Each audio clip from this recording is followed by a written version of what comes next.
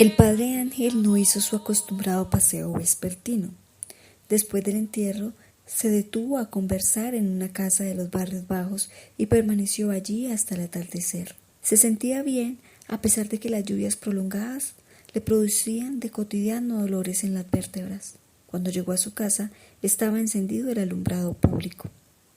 Trinidad regaba las flores del corredor. El padre le preguntó por las hostias sin consagrar y ella le contestó que las había puesto en el altar mayor. El vaho de los zancudos lo envolvió al encender la luz del cuarto. Antes de cerrar la puerta, fumigó insecticida en la habitación, sin una sola tregua, estornudando a causa del olor. Cuando terminó, estaba sudando. Se cambió la sotana negra por la blanca y remendada que usaba en privado y fue a dar el ángelus. De regreso al cuarto, puso una sartén al fuego y echó a freír un pedazo de carne mientras cortaba una cebolla en rebanadas. Luego puso todo en un plato donde había un trozo de yuca sancochada y un poco de arroz frío, sobrantes del almuerzo.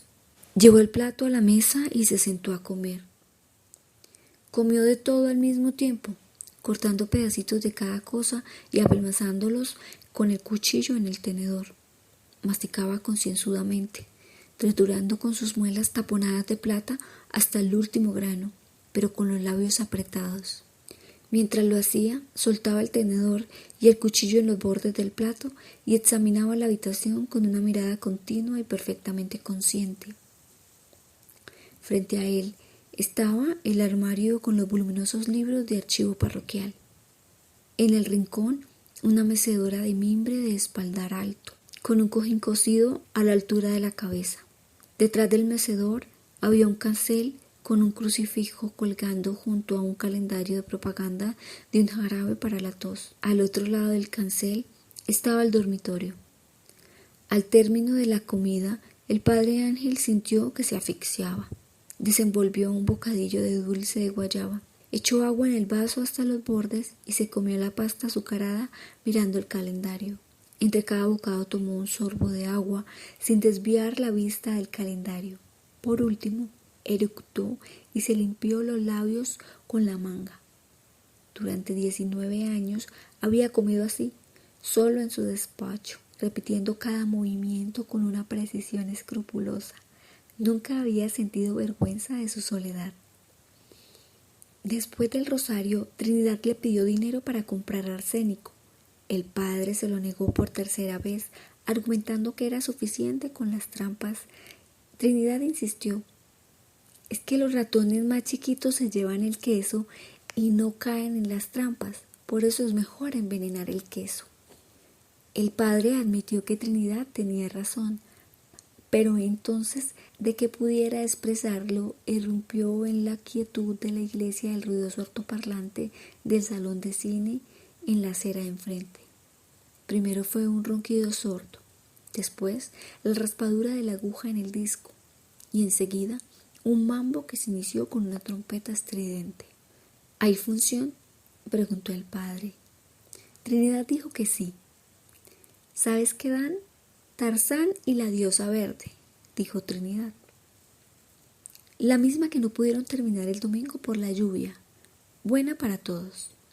El padre Ángel fue a la base de la torre y dio 12 toques espaciados. Trinidad estaba ofuscada. «Se equivocó, padre», dijo, agitando las manos y con un brillo de conmoción en los ojos. «Es una película buena para todos. Recuerde que el domingo no le dio ningún toque». «Pero es una falta de consideración con el pueblo», dijo el padre, secándose el sudor del cuello. Y repitió jadeante: «Una falta de consideración». Trinidad comprendió. «Hay que haber visto ese entierro», dijo el padre. Todos los hombres se peleaban por llevar la caja. Luego despidió a la muchacha, cerró la puerta sobre la plaza desierta y apagó las luces del templo. En el corredor de vuelta al dormitorio se dio una palmada en la frente al recordar que había olvidado darle a Trinidad el dinero para el arsénico, pero había vuelto a olvidarlo antes de llegar a la habitación. Poco después, sentado en la mesa de trabajo, se disponía a terminar una carta comenzada la noche anterior. Se había desabotonado la sotana hasta la altura del estómago y ordenaba en la mesa un bloc de papel, el tintero y el secante, mientras se registraba los bolsillos en busca de los lentes. Luego recordó haberlos dejado en la sotana que llevó al entierro y se levantó a buscarlos. Había releído lo escrito la noche anterior y comenzado un nuevo párrafo, cuando dieron 3 golpes en la puerta. «Adelante». Era el empresario del salón de cine, pequeño, pálido, muy bien afeitado. Tenía una expresión de fatalidad. Vestía de lino blanco intachable y llevaba zapatos de 2 colores. El padre Ángel le indicó que se sentara en la mecedora de mimbre, pero él sacó un pañuelo del bolsillo del pantalón, lo desdobló escrupulosamente, sacudió el polvo del escaño y se sentó con las piernas abiertas. El padre Ángel vio entonces que no era un revólver sino una linterna de pila lo que llevaba en el cinturón. «A sus órdenes», dijo el padre. «Padre, perdóneme pero que me meta en sus asuntos, pero esta noche debe haber un error». El padre afirmó con la cabeza y esperó. «Tarzán y la diosa verde es una película buena para todos. Usted mismo lo reconoció el domingo». El padre trató de interrumpirlo, pero el empresario levantó una mano en señal de que aún no había terminado. «Yo he aceptado la cuestión de los toques, porque es cierto que hay películas inmorales, pero esta no tiene nada de particular. Pensábamos darle el sábado en función infantil». El padre Ángel le explicó entonces que en efecto la película no tenía ninguna calificación moral en la lista que recibía todos los meses por correo. «Pero dar cine hoy es una falta de consideración habiendo un muerto en el pueblo. También eso hace parte de la moral». El empresario lo miró. «El año pasado la misma policía mató a un hombre dentro del cine y apenas sacaron al muerto se siguió la película», exclamó. «Ahora es distinto», dijo el padre. «El alcalde es un hombre cambiado». «Cuando vuelva a haber elecciones volverá la matanza», replicó el empresario. «Siempre desde que el pueblo es pueblo sucede la misma cosa». «Veremos», dijo el padre. El empresario lo examinó con una mirada de pesadumbre. Cuando volvió a hablar, sacudiéndose la camisa para ventilarse el pecho, su voz había adquirido un fondo de súplica. «Es la tercera película buena para todos que nos llega este año. El domingo se quedaron 3 rollos sin dar por culpa de la lluvia y hay mucha gente que quiere saber cómo termina». «Ya los toques están dados», dijo el padre. El empresario lanzó un suspiro de desesperación.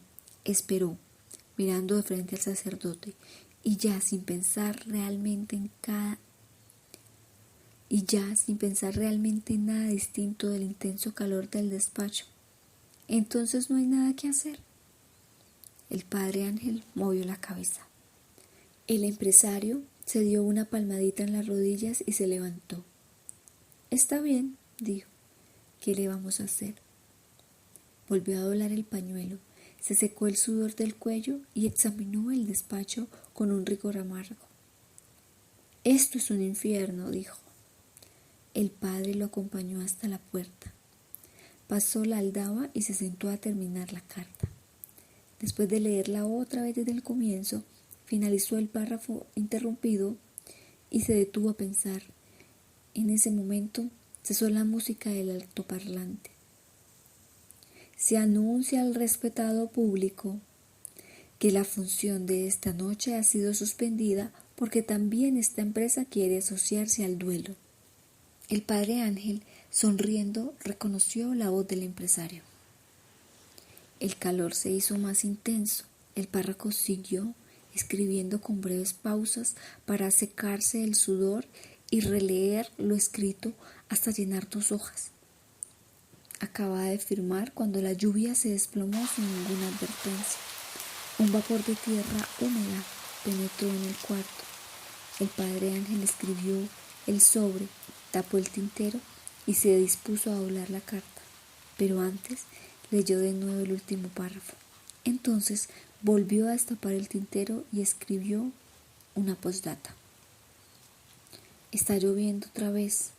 Con este invierno y las cosas que arriba le cuento, creo que nos esperan días amargos».